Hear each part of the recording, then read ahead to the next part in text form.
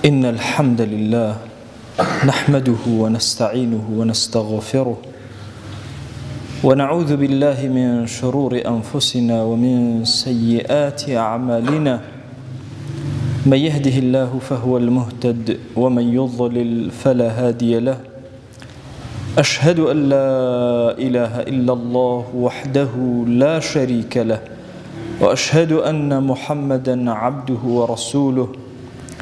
يا أيها الناس اتقوا ربكم الذي خلقكم من نفس واحدة وخلق منها زوجها وبث منهما رجالا كثيرا ونساء، واتقوا الله الذي تساءلون به والأرحام إن الله كان عليكم رقيبا. لپاش سپاس و ستایشێکی بێهامتا بۆ کردگاری مەزنوو، داواکردنی درود و ڕەحمەت بۆ سەرگیانی پاکی پێشەوای مرۆڤایەتی محەممەد صلی الله تعالی عليه وسلم. دائرەی ئیمان و دائرەی کوفر دوو دائرەی لە یەک جیاوازن. هەندێک صفات هەیە تەنها لە کافرانە هەیە و ئەهلی دین لێبەرین، هەندێک صفاتیش هەیە تەنها هی ئەهلی ئیمانە و لەناو کوفرا بەدی ناکرێ، هەندێک صفاتی مەذموم و خراپیش هەن لە دائرەی کوفرە ئەیان بینیت و لە دائرەی ئیمانیشە هەر ئەیان بینی. مسلمانان تووشی ئەو نەخۆشیانە ئەبن هەر چۆن نەخۆشیێکی ئەساسیە لای کافرەکان. یەکێک لەو نەخۆشیانە بریتێ لە غڕور. غڕور وشەیەکە لە قورئانی پیرۆزە، لە قورئانی مەکیە 27 جار باس کراوە، لە قورئانی مەدەنیشە 10 جار باس کراوە. واتە ئەو کەسەی کە ئەوێ بێتە بەردی بناغە بۆ هەستانەوەی ئوممەت و دروستبوونی ئوممەت، زۆر پێویستە ئاگای لەو نەخۆشیە بێ، دوورکەوێتەوە لەو نەخۆشی. لە زمانەوانیدا لە کوردیە کە کاتێکە بە قەوامیسی کوردیە ئەگەڕێیت چەند کەلیمەیەکیان داناوە، چەند وشەیەکی کوردی لە بەرامبەر غڕور، بەڵام هیچیان دەقیق نین. فەرمویانە بە خۆنازین، فیسکردن، باییبوون، خۆپەسەندی. ئەم کەلیماتانە و هاوێنەی ئەمانە بڕێکیان کەلیمەی کیبر ئەگرنەوە، بڕێکیان کەلیمەی عوجب ئەگرنەوە، کەلیمەی غڕور ناگرنەوە. عولەما فەرموون کیبریش و عوجبیش هەردووکیان سەرەتان بۆ غڕور. غڕور قورسترە لەوان ئەم نەخۆشیە. لەوە ئەچی ئەگەر بڵێن شتپەسەندی باشتر بێ لە خودپەسەندی، چونکە لە عوجبە ئینسان سەری لە خۆی سوڕ ئەمێنێ و عەجایبی لێیە، بەڵام لە غڕورە بە هەموو شەیئێک، بە هەموو شتێک،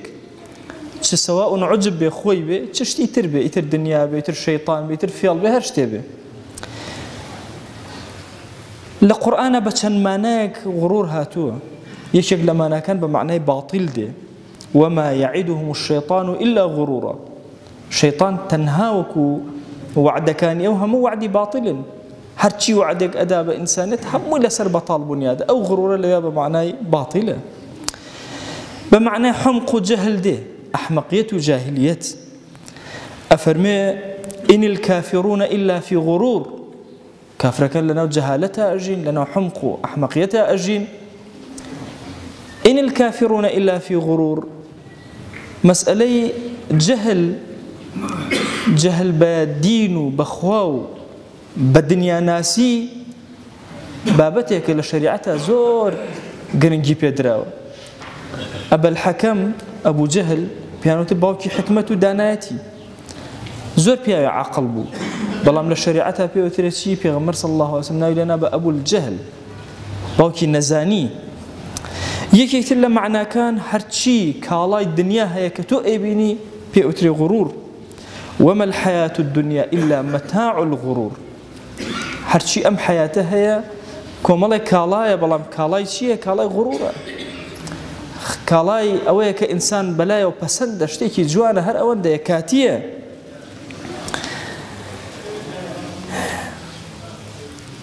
هەندێک فەرمویانە همو نصيحتك أجر فيلي تيابو خدعي تيابو بيوتري غرور. أفرمي يوحي بعضهم إلى بعض زخرف القول غرورا. شياطين إنس وجن طبعا شون للدنيا أبينن كافراني هم جيهان هاوكاري يكترن للشياطينش هاوكاري أوان تمنو بابتك دقيقة أبيني مثلا لو بري دنيا بو أو بري دنيا توبزانا كافرة كي بشتكال لكافرة همويان بيكوا همويان يكجور كاركن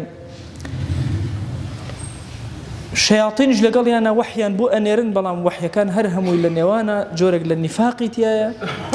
لسر صدق نية بو يسيد قطب أفرمي يخدع بعضهم بعضا في الله يكتري أكن شياطين إنس شياطين جن لهردو كان بلان بشي بالقول زخرفة قصي بو يكتر جوان أكن كلماتي جوان براقة هنا هالرجي كلميك سرنجي خلقو خواني بي رأيكش دوشة هي لقرآن غرور وغرور أبي لي كان كينو غرور مصدر غرور اسمه حركات لقرآن غرور بكار هذا بمعنى الشيطان ده أفرمي وغرهم بالله الغرور شيطان وين لأكاك غراب برامبر بخوا جل جلاله إمام غزالي كتبك نوسي وتنهى لسر غرور ابن القيم الجوزي لصيد الخاطرة زور بدري باسي غروري كردوه ابن الرجب حنبلي لمختصر من القاصدين بتفصيل باسي كردوه إمام غزالي فرمي غرور أنواعه بشيكي سركي غرور أساسيات غرور كافران إنجا غرور عصاة إيمان داران غرور لعلماء لخاون مالكانا غرور لخاون عبادتكانا غرور لأهل تصوفا فرمي هم أمان غرور مرجنية تنهى أم صفة لنا وكافرانا بالسري كيشاوة أم صفة خراب لنا وإيمان داران شاء وجودي هي كاتك لخزمة قرآن أوستي غرتهم الحياة الدنيا كاتباسي كافران بوكا أوانا غراب بجيان دنيا أفرمون علماء لبرامبر تشيها غرابون هاتون كمال قياسات أكن لي خواني بيخوشك غزالي فرميك لقياس كان يعني قياسك إبليسية وتيانا النقد خير من النسيء دائما أشتي لبردستا باشتري لوي كقرزة كأنما قيامة قرزة وأما حازرة غزالية فرميه للروي عقله وأمقص الزور غلط للروي برهانة وزور هليا شو كاتك دوشد علي أميان باشتري لويان لجياني الدنيا خوتا كاتك أم دوشتهر كان هاوتابن سنجيان بقدر يكبي هيت زيادو كميان الله قلنا جياني إنسان لسن نسيئة أروى إما هموما إيشكين وظيفة بو حكمتكين كريكاري أكي هموي بنسيئة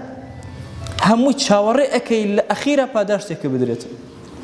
احتمال إيشا باداشتك ندريته احتمال بخري بلام تو هر كاركت أكي كار يقينك أكي لبيناوي نسيئته أفرمي جيان هموي لسر أو وستاوه حبيك أخوي زور طالو بيكلك أما يقينت هي كطالة تنها قمانك هي لسر أوي باشت أكيا باشنا كشيهر أي خويت أفرمي للروي عقلي وإمام غزالي أو كسي أم قصبك طواوي حمق وجهل بسر يا داء باري بوي أفرميه هميشه شون الشيطان وتي أنا خير منه سيري سببي كر وتي من باشترم تكمل لا أقر دروز من سبب شيء لهر شي دروز بوي لهر عشرتك كوريكي علمك هي داناتك هيك نية إن أكرمكم عند الله أتقاكم أفرمي علاجي أما زور زحمة لضلي كافرانا إلا أبي برهان بيننا خويا شاي وخويا كنوا سيري أدلة كان إن جاءت وأنا يانا أوتا تصديقه كامل ضليان هبه وما عند الله خير وأبقى كرب العالمين فرميتي أويك لا إمنا أو خير أو باقي ترى أما هي جنية فانية أرواح لقرآن بيروزا لچندين شوينا باسي أم غرورة كراوة بمعنايتر أفرمي كافران ما أظن أن تبيد هذه أبدا تصورناك مشتيك هما قتلنا وشي أما هر أمينة وبوم أهؤلاء من الله عليهم بيننا أو إيمان دارنا أو أنا خوامنتي بسر أكنو بسر إما ظالي كردون شون اشتوا أبي قياساتي عقلي خواني أنا بكاره هنا كأنما كي سادة وكي قوري أبي أوانا الدينيان بوبي أو خواناسيان بوبي يان أيحسبون أنما نمدهم به من مال وبنين نسارع لهم في الخيرات رب العالمين فرمي وتصورك كأيما أولاديان أديني وكريان أديني وماليان أديني أو إتر أو تشاكي عندنا أو خيرات كان يعني أو تشاكاني كلا دنيا كافران إكن خال الدنيا باداشتي أداته كافرك أبيني هاوكاري هجارك كأخوا إلا لدنيا باداشتي أداته كريم لا يكرم عليه كزنات وأنا كرم بس رب العالمين كا إلا جورك لجوركان خوا أو كرمي أداته لدنيا سواء كرمك كرمك مادي بيا معنوي أجر كسيكي كافر بيني دسي هنا بسر هتيوكا تو إيمان دار لقيامتها باداشتي ورقيته أو للدنيا خوا بجورك لجوركان لروي معناه إلا باداشتي أداته نسارع لهم في الخيرات بل لا يشعرون دركي بيناكن يتربتي غروركن وأزان أوشتيك بيندرا وما أو غرور به نا هميشه كافران أمين بن لمكري خوا أي إيمان داران إيوه ما أمين مبن أفأمنوا مكر الله فلا يأمن مكر الله إلا القوم الخاسرون هيك كسي لمكري خوا أميني إلا قومك خاسرين بنا قومي كافران خاسرين خسارة من دن الآخرة همو أم آية بيروزانا بأيما أرن أم دنياي كهيا كبدس كافر وأيبيني بشوازك لشوازكان كالدلي كافرانا أيبيني لشنجانا أيبيني هموي أما أبي تبابتي غرور بوكي بو كافران وبيدينان إيمان داران أبي بحذر سيديك سعيد كوري جبير أفرمي دو جور متاع من هي للدنيا متاع غرور من هي بدس كافران متاع كثير متاع البلاغ إما الدنيا من بوشي أبي الدنيا نادينا كافران جنگ لسد ديناري أكن لبازار بلام إما تنها أو كالا يعني دنيا من بوشي أبو بلاغ بوي بمن جينا بخوا كافريش أبيت معي غروري أبيت معي بسنديل لاي لوتي ببرز أبي توشي كبر أبي توشي عجب أبي ديان نخوشي وصدان نخوشي سريتي أكن بهوي أو نعمتان ويك أيبينه بوي إيمان دار هميشة منعم أبينه خدا أبينه جل جلاله كافرانش سيري نعمتك كانوا نعمتك أبينه إما زور قرنجة هري شكل إما أجمع لم نخوشين ضلبن غرور للدلايا شتيقني بأشكرابي ممكن توكسي زور فقير بي بلام ضلت أو دلق الدنيا بي لكافران زياتر أو نخوشي وبركوت بي ممكن كسي زور دولمند بي يجزر غرور بو دنيا نبكهت زور هي منو هادئ ما ملكي لقل دنيا بوي إما إيمان دار أبي بحذره لجيان مانا دائرة كان من أقال ليبه أو نخوش يعني بتاوتي نخوشي كفرن أجر إنسان زيادة روي تيابك أشت دائرة كفر أبي زور أجمله إيمان دار أجل لغرورة زور روشة شو صفاتي كافرنا أشت أوبرو بوي أبي زور بورياي ما مالهم كين لقال أم نخوشيا لعل رب العالمين درجاي خير من اللي أكاته بناما أدا لو دردو بلاني كروءكنا ضلوا درون من خواجان لد أبارنا ولد ألالنا ولا سرجم بناها كان من ببورة لغرورية بالدنيا بمن بارزة لغرور بعلم بمن بارزة خويا دعوات لي أكين أو نعمتاني كبيد دامين للاش ساغي لجواني لجمال لو أموال وأملاكي كبيد دامين لو أولاداني كبيد خويا بناما بدل لغرور يا رب العالمين خويا دعوات لي أكين بقوري خود برحمتي خود لبي أجاي خومن لغفلتي خومن لبي كلتي خومن إلهي بنا أجرن بتو بمن بارزة لويك توشي غرايبين وسلب نعمتك من اللي بكري يا رب العالمين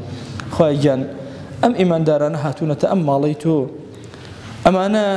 أهل توحيد أهلي وشي لا إله إلا الله محمد رسول الله أما أنا سجدنا بن تنهى لحضوري تويا نبي إلهي أما أنا ركوعنا بن تنهى لحضوري تويا نبي دسي زليلي دعاء برزناكن وتنهى بوتو نبي ديا إلهي داوال لي أكن بناوي جواند بصفتي برزة اسمي عظمة دعاء كان انجرابك ادعوا الله وأنتم موقنون بالإجابة الحمد لله رب العالمين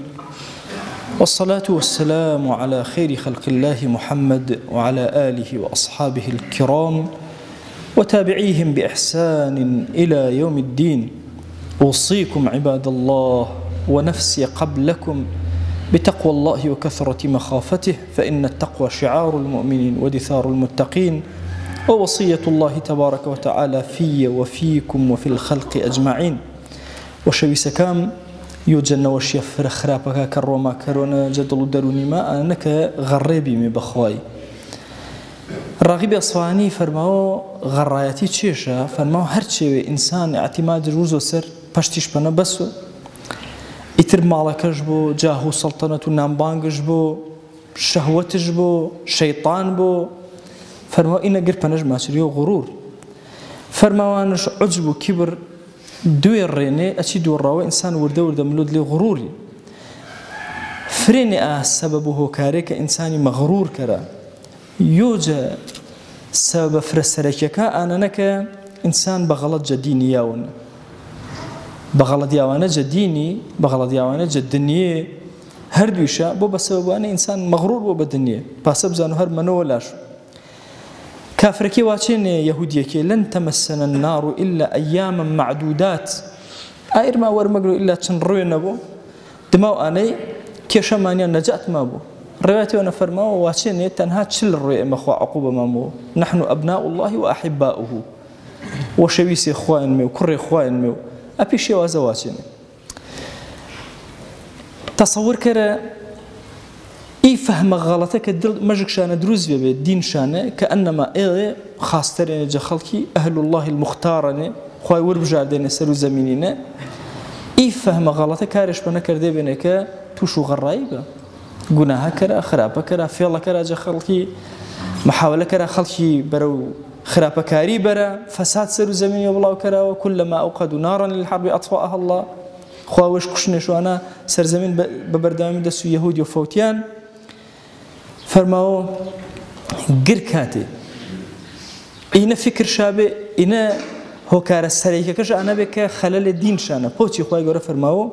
وغرهم في دينهم ما كانوا يفتر دري دينا كش أنا إيه هو كار شابه دروز بيه تصور كرينا إيه فرق جورا ترينا جخلتيو بمشكلة ترينا دش كرده ب ونحكاري وتشو غراي بيه بيني أنا كدين شابه له لعب جيرا بس ضعيفي دزجر دينك يشاو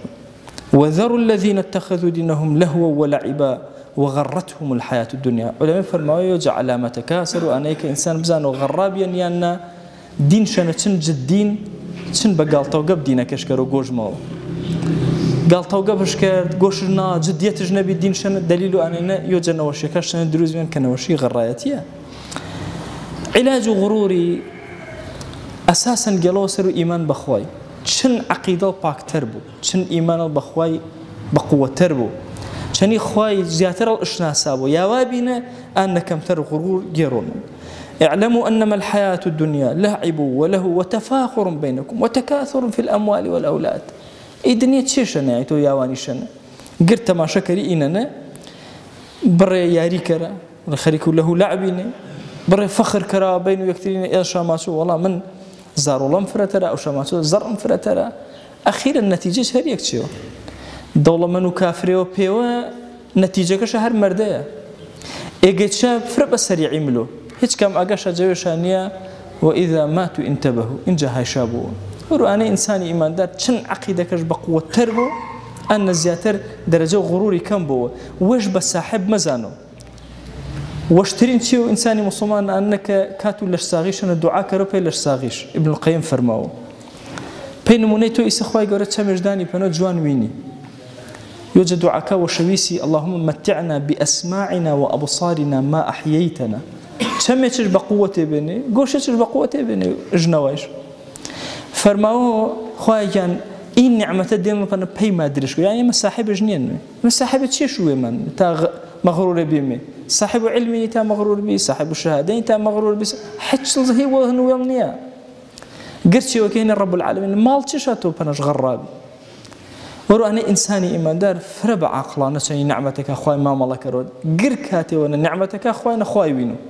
شني أخوي جيونك شني نعمتك سرو سفريشون اشترت شي بسم الله كرو شي الحمد لله كرو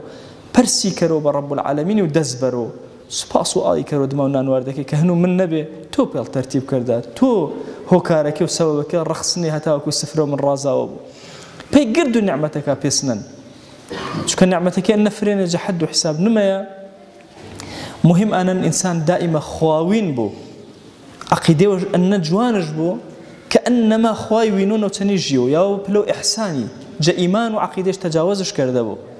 كإن فكري وفرق ورن إنساني مسلمان الرنج بو ورو أنا إن وشي بيسد لأمته بيغمرين صلى الله عليه وسلم نمن نوشي غرائي بە تاک دروست بۆ پەیما بە کۆکۆش دروست بوو ڕەنگە ئێمە واسمێ خەڵکو مەسە ئەحماوێ ما خەڵکی فرە خاسە توش و غەڕایی ماکەرم خەڵکو یاگەوەتەری فرە خاسە فڵانە گروپ فرە خاسە پاسە تەسەور کردی قیامەتە نە گروپ و نە قەوم و نە عەشیرەت و نە هیچ مەوەرە قد ما ورد مخوانا وكلهم آتيه يوم القيامة فردا تاقو تنامي ما ورد مخواي وبرسالة ما ونكروا حتى الرمي وفصيلته التي تؤويه فصيليك هنما الرمي تنش كوماليك هنما منطقيك هنما زوانيك هنما كرت الرمي ورد القيامة أخوة ما نكزوجو نواسو بورمان ورو أنا إنا عقيدة باكا غرايتي دلتا نكشو كارل سركرو قد نعمتك بهنو خوايويني بهنو يوم ما وينيش دعوة كرم جزاء باكو پروردگاري إنا وشي بيسيد لأمتنا نازو سأستو فردكا أمتنا سأستو جماعات أمتنا خواهي جان دعوة ونكرم برحمته بزي والشنا ما وجب يا رب العالمين كلماتك وخطبك وقوش قرتك ما شنا قبولك يا أكرم الأكرمين وأوصيكم أيضا بالصلاة والسلام على رسول الله حيث أمر الله تبارك وتعالى في محكم تنزيله قائلا إن الله وملائكته يصلون على النبي يا أيها الذين آمنوا صلوا عليه وسلموا تسليما اللهم صل على سيدنا محمد وعلى آل سيدنا محمد وبارك على سيدنا محمد وعلى آل سيدنا محمد كما صليت وباركت على إبراهيم وعلى آل إبراهيم إنك حميد مجيد اللهم اغفر للمؤمنين والمؤمنات